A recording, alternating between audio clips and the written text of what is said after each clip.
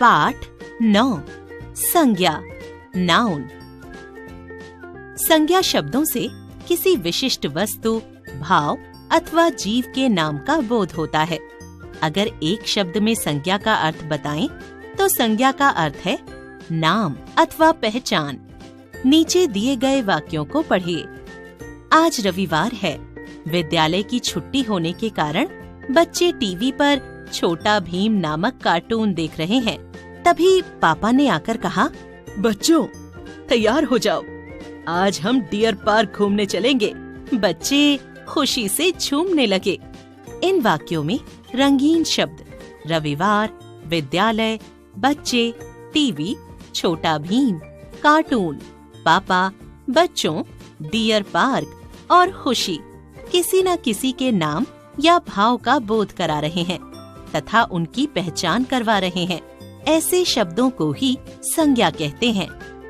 किसी विशिष्ट व्यक्ति, वस्तु, स्थान, जाति, भाव आदि का बोध कराने वाले शब्द संज्ञा कहलाते हैं।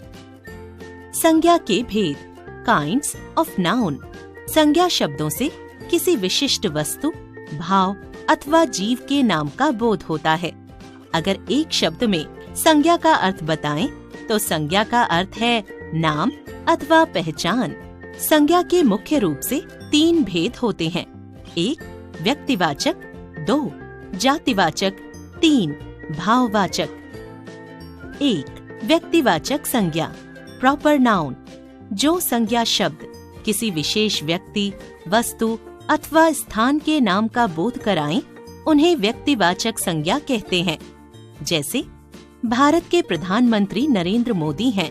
इनका निवास स्थल दिल्ली में है। दिए गए वाक्यों में भारत विशेष देश का, नरेंद्र मोदी विशेष व्यक्ति का तथा दिल्ली विशेष शहर का नाम है। अतः ये व्यक्तिवाचक संज्ञा है। 2 जातिवाचक संज्ञा कॉमन नाउन। जो संज्ञा शब्द किसी वर्ग अथवा जाति के लिए प्रयुक्त हो उन्हें जातिवाचक संज्ञा कहते हैं। जैसे बच्चे गमले में पौधा लगा रहे हैं और माता पिता उनका मार्गदर्शन कर रहे हैं। दिए गए वाक्य में बच्चे, पौधा और माता पिता किसी विशेष बच्चे, पौधे और माता पिता का बोध नहीं करा रहे हैं, बल्कि बच्चे, पौधे और माता पिता पूरी जाति का बोध करा रहे हैं। अतः ये जातिवाचक संज्ञा है।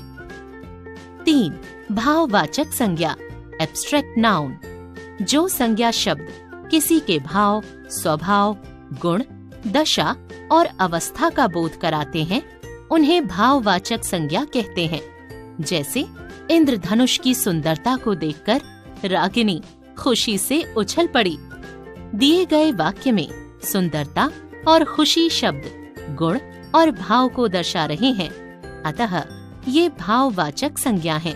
भाववाचक संज्ञाएं अगणनीय होती हैं और साधारणतः केवल अनुभव की जा सकती हैं। इन्हें सदैव एक वचन में ही प्रयोग किया जाता है। भाववाचक संज्ञा, जातिवाचक संज्ञा, भाववाचक संज्ञा, जातिवाचक संज्ञा सर्वनाम, क्रिया एवं विशेषण से बनाई जा सकती हैं। व्यक्तिवाचक संज्ञा का जातिवाचक संज्ञा के रूप में प्रयोग। कभी कभी व्यक्तिवाचक संज्ञाएं भी जातिवाचक संज्ञा के रूप में प्रयोग में लाई जाती हैं। कुछ व्यक्ति अपने गुणों अथवा विशेषताओं के कारण काफी प्रसिद्ध हो जाते हैं तथा वे उस गुण अथवा विशेषता के पर्याय बन जाते हैं। ऐसी स्थिति में इनका प्रयोग जातिवाचक संज्ञा के समान होता है। जैसे कर्ण दान के लिए प्रसिद्ध हैं तथा श्रवण पितृभक्ति के लिए जाने जाते हैं। जातिवाचक संज्ञा के रूप में इनका प्रयोग इस प्रकार किया जा सकता है। तुम नहीं जानते, वह पूरी नगरी कर्णों की है। कलयुग में भी श्रवण कुमारों की कमी नहीं है। जातिवाचक संज्ञा का व्यक्तिवाचक संज्ञा के रूप में प्रयोग। कभी कभी जातिवाचक संज्ञा शब्द व्यक्ति विशेष के लिए भी प्रसिद्ध हो जाते हैं तथा वे जातिवाचक होकर भी व्यक्तिवाचक संज्ञा के रूप में प्रयुक्त किए जाते हैं। जैसे मदर शब्द मदर टेरेसा के लिए तथा महात्मा शब्द महात्मा गांधी के लिए रूढ़ हो गया है। उदाहरण, महात्मा जी अहिंसा के पुजारी थे। मदर जीवन भर गरीबों की सेवा करती रहीं। भाववाचक संज्ञाएं बनाना। Formation of abstract noun. 1. जातिवाचक संज्ञा से भाववाचक संज्ञा बनाना। जातिवाचक संज्ञा। भाववाचक संज्ञा। देव, देवत्व। दानव, दानवता। स्त्री, स्त्रीत्व। पशु, पशुता। चोर, चोरी। मनुष्य, मनुष्यता या मनुष्यत्व। बालक, बालपन। प्रभु, प्रभुता। युवा, यौवन। गुरु, गुरुता। लड़का, लड़कपन। शिक्षक, शिक्षा। बूढ़ा, बुढ़ापा। बच्चा, बचपन। 2. सर्वनाम शब्दों से भाववाचक संज्ञा बनाना। सर्वनाम शब्द। भाववाचक संज्ञा। निज, निजत्व या निजता। मम, ममत्व या ममता। सर्व, सर्वस्व। आप, आपा। अहम, अहंकार। एक, एकता। स्व, स्वत्व। अपना, अपनापन। 3. क्रिया शब्दों से भाववाचक संज्ञा बनाना। क्रिया शब्द। भाववाचक संज्ञा। काटना, कटाई। जीतना, जीत। लिखना, लिखाई। चढ़ना, चढ़ाई या चढ़ाओ। गिरना, गिरावट। थकना, थकावट। कमाना, कमाई। सुनना, सुनवाई। पढ़ना, पढ़ाई। घबराना, घबराहट। मिलना, मेल या मिलाप।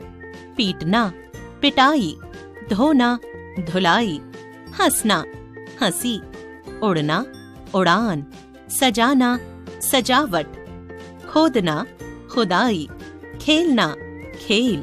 पूजना, पूजा। चलना, चाल। 4. विशेषण शब्दों से भाववाचक संज्ञा बनाना। विशेषण शब्द। भाववाचक संज्ञा। मीठा, मिठास। खट्टा, खटास। सफेद, सफेदी। कुशल, कुशलता। तीव्र, तीव्रता। निर्बल, निर्बलता। प्रसन्न, प्रसन्नता। गरम, गर्माहट। हरा, हरियाली। उदार, उदारता। ऊंचा, ऊंचाई। ठंडा, ठंडक। अच्छा, अच्छाई। सुंदर, सुंदरता या सौंदर्य। प्यासा, प्यास। भला, भलाई। 5. अव्यय शब्दों से भाववाचक संज्ञा बनाना। अव्यय शब्द। भाववाचक संज्ञा। शीघ्र, शीघ्रता। समीप, समीपता। धिक, धिक्कार। मना, मनाही। ऊपर, ऊपरी। निकट, निकटता। आपने जाना, किसी प्राणी, वस्तु, स्थान, भाव आदि के नाम को संज्ञा कहते हैं। संज्ञा के मुख्यतः 3 भेद होते हैं। 1. व्यक्तिवाचक संज्ञा। 2. जातिवाचक संज्ञा। 3. भाववाचक संज्ञा। व्यक्तिवाचक संज्ञा से विशेष व्यक्ति, वस्तु या स्थान के नाम का बोध होता है। जातिवाचक संज्ञा से संपूर्ण जाति का बोध होता है। भाववाचक संज्ञा से मानव मन के भावों का बोध होता है। भाववाचक संज्ञा अगणनीय होती है।